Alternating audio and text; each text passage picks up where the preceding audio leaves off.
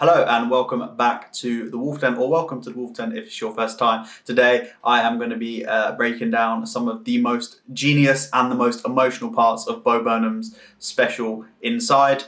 I did a breakdown of the song That Funny Feeling, which you can find down below, and it got a good reaction. People were asking for a bit more. I want to talk about this a bit more because honestly the special was insane, and I just wanted to go through and sort of pull out some of my best moments from it and sort of talk about how I interpreted them and how much of a gut punch a lot of them were and just how genius a lot of it was. So these are my top 5 moments from the Inside special. So very early on, Bo shows us his kind of genius, and he kind of shows you how this is going to be very different from a normal special, and he does it through his use of both space and time. So right after the initial song, we see him sort of prepping and setting up his rigs and getting ready for the special, and there's all these quick flashes of him with longer hair, longer beard, looking slightly more withered, that kind of jump in to show you that kind of real time passing and what an arduous process this sort of filming this has become. And what I quite enjoy about watching that and seeing these parts is that it's really contrasted with like a normal behind the scenes from like a special or whatever, when you usually see like cast and crew like joking and having fun, whereas actually this is completely like rips the rug away, and it's like, no, this is a very isolated process, is very sort of minimal, and it's very taxing, and it takes a long time, and it just shows you the amount of work and effort that has gone in to creating Inside. And I think you always see these moments, especially in terms of when he cuts away and breaks the fourth wall, you always see these moments right after these sort of massively produced set pieces, and it really brings forth that monotony of that, what is it like when you're not working, when you're not creating. And I think you see that in the use of space as well. So he cuts through a lot of shots where it's cluttered, or he's like pulling out his bed, and it just shows you like, oh, he is existing in this very one finite space at this moment in time, much like a lot of us. And for me, that's just, it hits the nail on the head so much, and it's so cool the way that he sort of is like being honest and putting those parts forward into the special, rather than just being a series of overly produced and like well written and well crafted pieces. There's more of like, oh, here is sort of Bo Burnham the man, and here is the Bo Burnham the performer, and that theme of duality is so important to the whole special.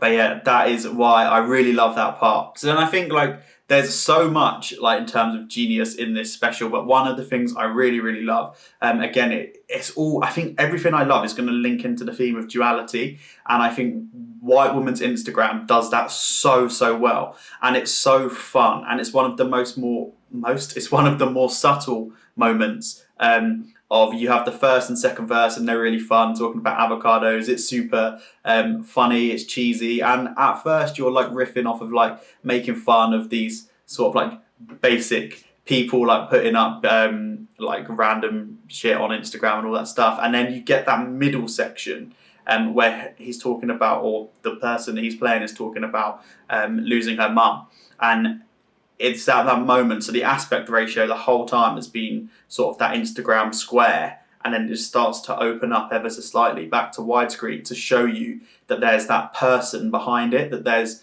it's not just online performance, there is a real person on the other side of that screen. And I think that again, it's like it starts to open up, and then she starts talking about, oh, and I've got a boyfriend and an apartment, and it starts to slowly close back in, because it's just reducing yourself back to the materialism and to the kind of achievements and the kind of showing off and stunting that is so common online. And I really, really love the way it's done so subtly, and I really like the way that it makes you think, oh yeah, there is behind that person that I look at, I think, oh dick, there is a real like person behind that. There is a real emotional person with experiences and all that kind of stuff, far away from that little square that you see. And for me, I really, really love the way he did it. It really changes the whole meaning of the song. It really starts taking it away from being like, haha, yeah, basic white woman on Instagram posting a pumpkin, to being like, yeah, there's a real person behind every screen, behind every post. And I think that is honestly so genius. So then after that, my next kind of favourite moment, and one of the most emotional moments, is turning 30. And what I really love about this whole song is what it represents, what it contrasts, and also his use of lighting. And I mean, the song itself is just super fun when you listen to it. But again, it's really contrasted of that kind of existential dread mixed with somewhat of celebration. So if you look at the kind of early lyrics, it's about, oh no, I'm so scared to turn 30. And if you're someone that's turned 30 or in your late 20s during lockdown, we've been doing this for a year and a half. It's like 8% of your life that you've been trapped inside, which is a huge amount when you're young, right? But the song is all about how you think your time is running out and you want to compare yourself to the achievements of others and those kind of things. But then that's the verses, which are bleak. But then the chorus, which is like screaming, I'm turning 30, it seems like celebratory. And I think you kind of get that feeling from the way he has that little light, which he brings around his head. And when it goes around his head, it's kind of, as it gets in front of him, you'll see he like stares at it almost as if he's smiling, like taking selfies, celebrating, which is a common thing you see when people are out on their birthdays. It's like that phone just travels and he's just like taking selfies and then it goes back round again. And the use of the light kind of reminds me of like the Earth orbiting the sun as well. So I think he's kind of using it to show like passing of time, but it is as it goes around, his eyes, he locks from just being normal to looking straight down on it. And I think it's supposed to add that more celebratory element to it. And I really, really enjoyed that kind of, again, that duality of personality, which is a huge theme that runs throughout the whole of the special. And then with the lyrics themselves in this song, I really, really just enjoyed the kind of contrast between the expectations you put on yourself versus like what other people are doing. And I think my favorite bit is, I know he talks about like his friends having kids and like, oh, I'm not quite there yet or whatever, but I really like the bit about his grandpa fighting in Vietnam, because it's a different generation, it's completely different. But actually you look back on fighting in Vietnam as something that was brave and it was an accomplishment, but I bet his grandfather was terrified as a young soldier. So it's that kind of like, he was terrified, but it's kind of celebrated. But Bo is terrified. Even though he's achieved so much, he's still terrified that he hasn't.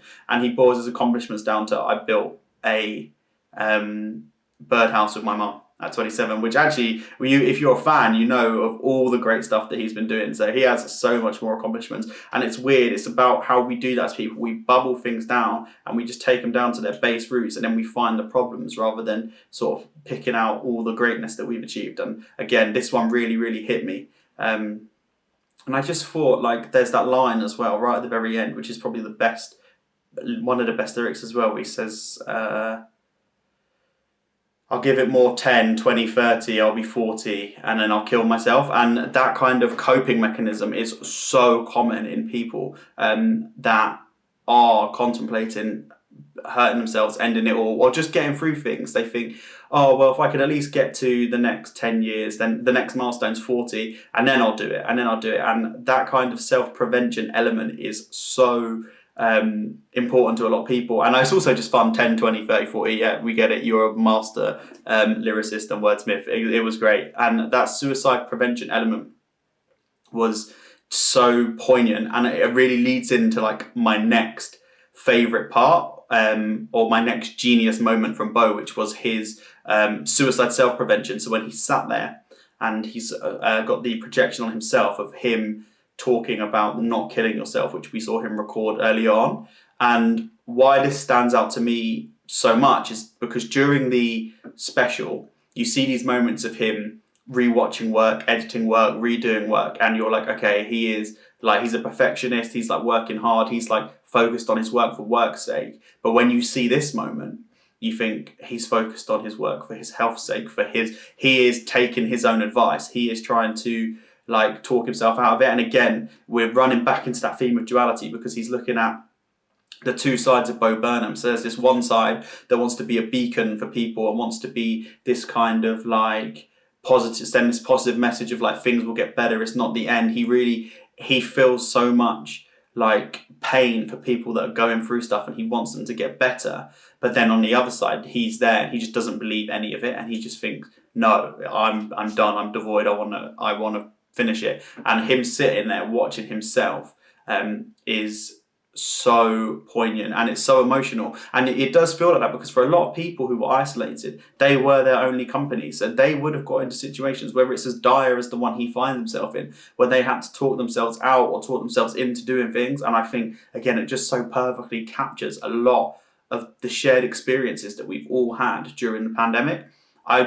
For me, this moment is probably it is definitely one of the most genius moments and one of the most emotional moments, and one of the hardest moments to watch in the whole thing, because it feels again like you're seeing Bo, the real person, talking to Bo, the real person. So Bo, the performer's been put aside here. And then, so that leads me to my favourite genius moment, which is the whole All Eyes on Me song. And again, I just think for me, this whole duality theme that was running throughout was one of the most sort of genius parts, and that is 100% on show in All Eyes on Me, and it has one of the best fourth wall breaks of the entire special, if not the best one in the entire special. But before I talk about that, I just want to kind of talk about the 2 or 3 elements of this that really push forward that sort of conflict, that inner conflict within yourself. So there's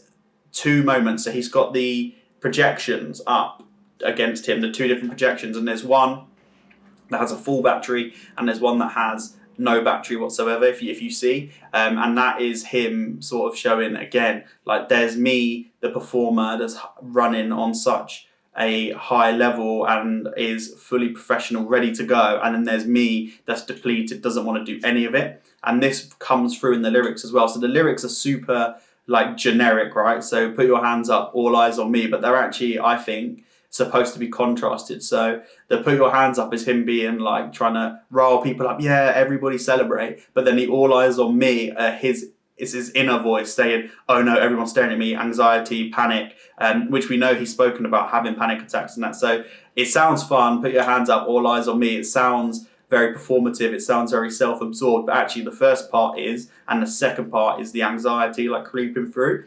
And what I love about this whole section is the way that he draws you in. It's super like generic, it's fun, it's really overproduced. It's like you're watching a music video or you're watching a live performance and you're kind of getting pulled in. It's like a generic rap song, it's just bopping, bopping, bopping. And then he has that moment where he walks over to the camera and he disconnects it and he just starts lifting it up and spinning it around, and it just is like the penny drops that no, it isn't a performance, it's not a music video, this is a guy in his bedroom by himself, like recording this. And I really like his dance in it. It reminds me of that Joker movie, and it's like that mental break of all of a sudden everything's ripped apart and he's like just frying the camera around. It's like a drunk person at a party just enjoying themselves, and it really rips you out of the performance and back into the real life of Bo Burnham, the sort of writer, performer, whatever, not the stage persona. And it's so like, it's literally back down to gravity, boom. And for me, that was one of the most emotional moments for sure, and honestly one of the moments that made me just think this special is honestly something special. Okay, so that was my top 5 moments, most genius moments, most emotional moments, I don't know, whatever you want to call it. I would love to hear what you thought about my interpretations. Was there anything I got right, anything I got wrong? Any way you can add more depth to give me more understanding of what he was doing? And also just share with me your favourite moments, your most genius moments. There's a bunch of them. This video could have been very, very long, but I wanted to just keep it to that kind of 5 or 6 that were around the theme of duality, which I really enjoyed. And also, I said 5 or 6, they're 5. The 5 about the duality that I enjoyed. And I mean, that's everything for this video. So like, comment, subscribe, all of that YouTube nonsense. And until the next video, guys, peace.